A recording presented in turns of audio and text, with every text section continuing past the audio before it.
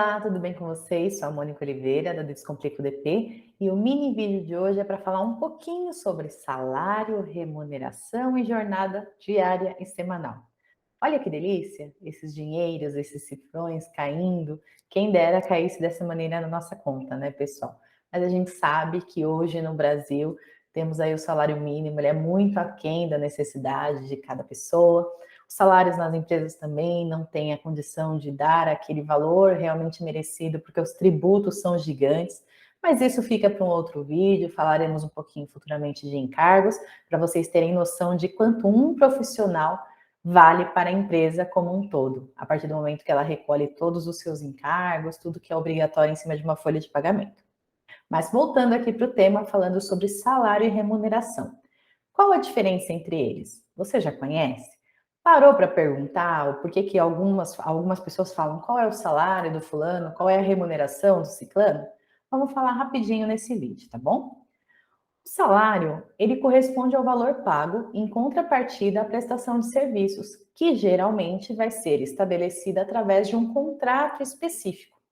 Então, é um outro módulo também, no nosso curso também a gente fala dos tipos de contrato de trabalho, mas só para vocês terem ideia, nós temos o contrato por prazo determinado, contrato de experiência, contrato por obra certa, contrato intermitente, contrato por prazo determinado, contrato de aprendiz, estágio, enfim, vários tipos de contratos. E a partir do momento que eu estabeleço um contrato com alguém, neste contrato eu tenho que deixar claro qual é o salário que eu vou pagar para aquela pessoa. O que ele vai receber em contrapartida pelo trabalho prestado para minha empresa. Então, esse valor negociado entre empregado e empregador, nós chamamos de salário.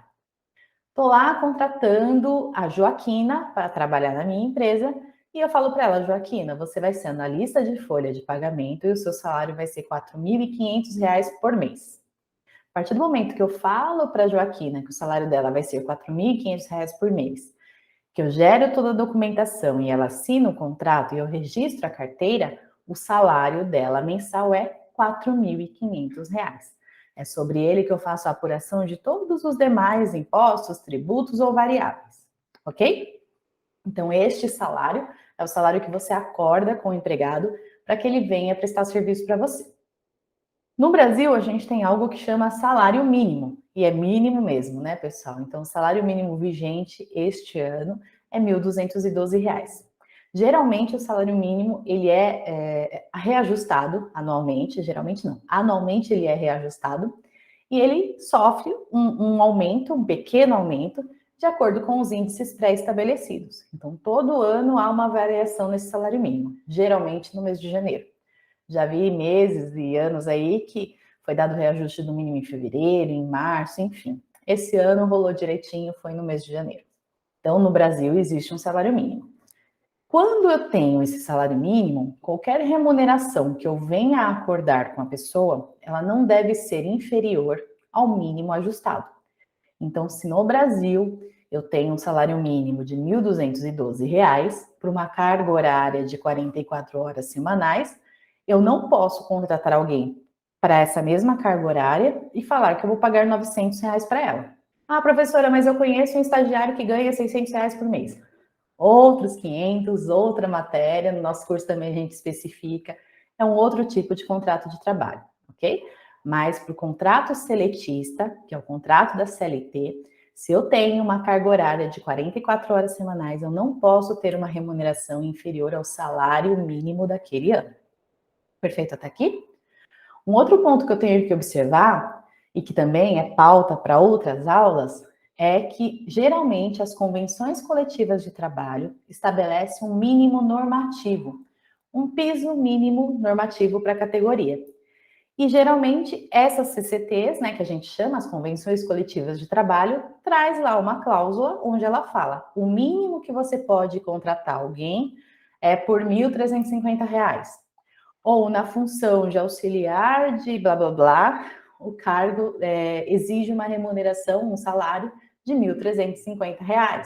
Nas funções técnicas e administrativas, o salário de R$ 1.500. E assim por diante.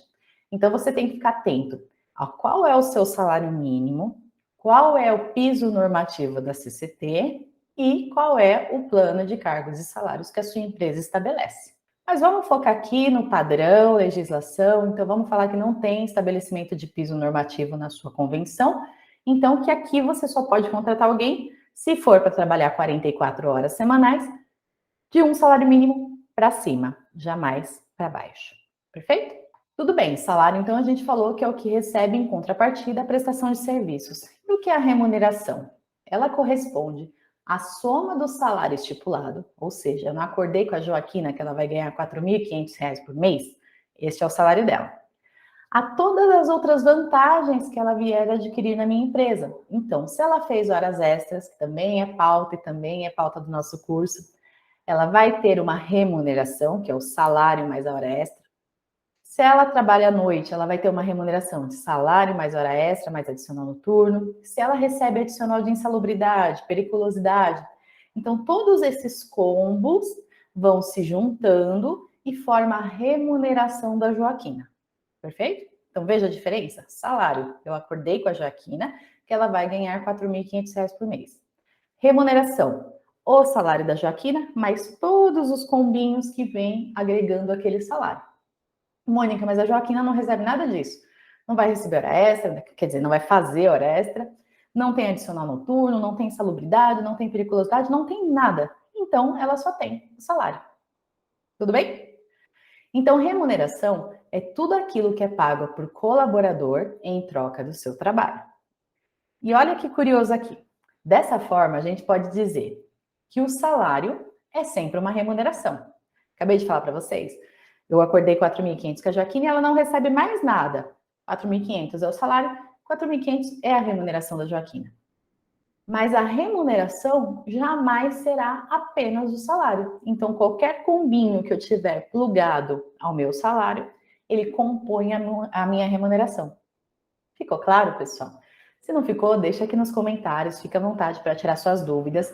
É uma mini aula, mas eu acredito que pode agregar muito, principalmente para quem está saindo da facul e quer entrar na área de departamento pessoal para começar a se familiarizar com a nossa língua. E para a gente encerrar um pouco o tópico de hoje, aonde que eu falo? Eu acabei de falar que o permitido pela legislação são 44 horas semanais. Aonde? Da onde surgiu isso? O artigo 58 da CLT. CLT é Consolidação das Leis Trabalhistas. Ela consolida todas as leis e todas as regras trabalhistas.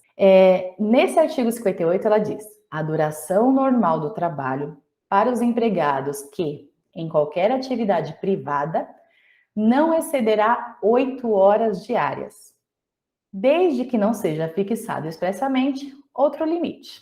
Não serão descontadas nem computadas como jornada extraordinária as variações no horário do registro de ponto, não excedentes a 5 minutos, observado o limite de 10 minutos. Quem aqui já trabalhou em alguma empresa que você foi lá, marcou o seu cartão, bateu o seu ponto e foi 5 minutos antes, sai 5 minutos depois e não recebe nenhuma hora extra na folha? Tá aqui, ó.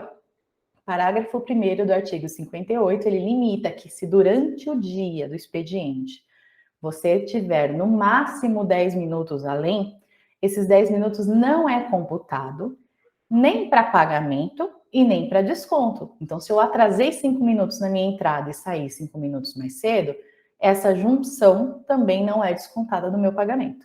Tá aqui no parágrafo 1º. Parágrafo 2º. O tempo despendido pelo empregado da sua residência até o seu posto de trabalho e também o seu retorno do seu posto de trabalho para a sua residência não será computado na jornada de trabalho. Então, não há o pagamento de horas à disposição do trabalhador, do empregador, nada disso, ok? Então, são alguns parágrafos aqui que ajudam vocês a entrar nesse mundo de jornada, entrar nesse mundo de salário, remuneração, para poder deixar as coisas bem situadas, porque quando a gente começar a falar de horas extras, faltas, atrasos, fica tudo isso muito claro para você. Eu falei que o limite diário são 8 horas. E aí você tem o artigo 7º da Constituição Federal, que diz o seguinte: a jornada de trabalho terá a duração de no máximo 8 horas diárias. Repetiu o que fala o artigo 58 da CLT. Com o limite de 44 horas semanais.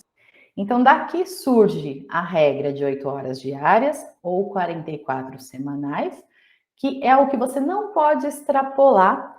E se extrapolar, o máximo que eu posso são 2 horas diárias, que vai ter um limite de 10 horas. Então, se o meu limite de trabalho era 8, passa a ser 10. Só que este limite de 2 horas a mais que eu faço, se a minha jornada já for de 8 horas, eu tenho que remunerar como hora extra. Então, tudo que passar das 44 horas, tendo o limite de 10 diária, eu vou pagar como hora extra na folha de pagamento. Ou banco de horas, outras regras que pode surgir aí através da sua folha de pagamento. Então, se eu digo que uma pessoa pode fazer no máximo 8 horas diárias e no máximo 44 horas semanais, como que você faz para distribuir qual será a jornada do colaborador? Você vai verificar se a sua escala de trabalho é de segunda a sexta ou de segunda a sábado. Tem o que a gente chama de DSR, que é o domingo. O que é DSR? Descanso semanal remunerado. Então, via de regra, eu deveria descansar no domingo, tem que ser a minha folga, exceto algumas escalas específicas ou ramo do comércio que tem outras tratativas, tá? Mas numa jornada padrão, numa escala padrão, geralmente eu trabalho de segunda a sábado e folgo no domingo. Se eu trabalho de segunda a sábado, qual que pode ser a minha jornada diária para fazer o apontamento do meu horário de entrada e saída? Eu pego as 44 e divido por quanto? De segunda a sábado eu tenho 6 dias. Então, quando eu divido por 6, eu tenho uma jornada de 7,3333333. Se eu trabalho de segunda a sexta, eu tenho uma jornada de 44 horas, dividido por 5, eu posso fazer 8,8 por dia. Mônica, você não falou que o limite era 8 horas? Só que eu estou compensando as horinhas do sábado que eu não vou trabalhar. E eu estou respeitando que este nível aqui, vezes 5 dias, não ultrapassa minha jornada de 44 horas semanais. Sábado eu estarei de folga, domingo eu estarei de folga. Se eu falei que um dia de trabalho aqui nas 44 horas dividido por 6 dias na semana, se trabalhar de segunda a sábado, equivale a 7,33333, então eu sei que esse é o total de horas que tem um dia. Se eu quiser transformar ele no mês, eu pego ele e multiplico por 30. Eu tenho 220 horas mês. Então eu posso dizer que, pela legislação, eu posso trabalhar no máximo 8 horas diárias, no máximo 44 semanais, então essas 8 horas têm que estar encaixada num limite que dê as 44. E no mês, o meu limite de jornada são 220 horas mensais. Ou eu posso dizer, como padrão da legislação para regras de pagamento, eu falo que o mês tem 5 semanas. Eu não preciso olhar no calendário e contar semana a semana. Um mês tem 5 semanas para fins de total de horas de jornada. Se eu pegar essas 44 horas semanais e multiplicar por 5, eu tenho as mesmas 220 horas que nós apuramos aqui com esta jornada de 7,33 diária. Legal? Então, quais as informações relevantes que eu tenho aqui? Se eu trabalhar de segunda a sábado, eu faço 7,33333 horas por dia. Se eu trabalhar de segunda a quinta, a sexta, desculpa, eu faço 8,8 horas. E de segunda a sábado eu tenho 6 dias, então isso vezes 6 vai me dar as minhas 44 horas semanais. E de segunda a quinta eu tenho 5 dias. Se eu multiplicar por 5, eu tenho as minhas 44 horas semanais. E que se eu pegar os 44 horas semanais e fizer vezes 5 semanas, eu tenho 220 horas mensais. Para que eu estou falando tudo isso? Para preparar vocês para o próximo mini vídeo que a gente vai falar sobre cálculo de hora extra. Quando eu tenho uma pessoa que tem um contrato de trabalho horista, é muito mais fácil, porque eu já sei quanto ele ganha por hora. E uma vez que eu já sei quanto ele ganha por hora, basta eu acrescentar o mínimo previsto na legislação, que eu já adianto para vocês que é 50% em caso de hora extra.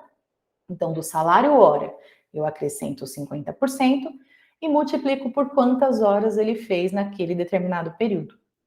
Só que se eu contrato alguém que a gente chama de mensalista, ele não vai estar falando para mim no contrato, ah, ela ganha R$ 7 por hora. Vai estar falando que a Joaquina ganha R$ 4.500 por mês. E como que eu calculo as horas extras da Joaquina? Para isso, você vai ter que conhecer qual que é a carga horária mensal da Joaquina. E aí, a partir do momento que eu sei que ela faz 220 horas mensais, eu tenho condição de transformar aquele salário dela em salário hora e do salário hora acrescentar os 50% da legislação. Legal? Mas isso é pauta para outros vídeos, outros mini vídeos.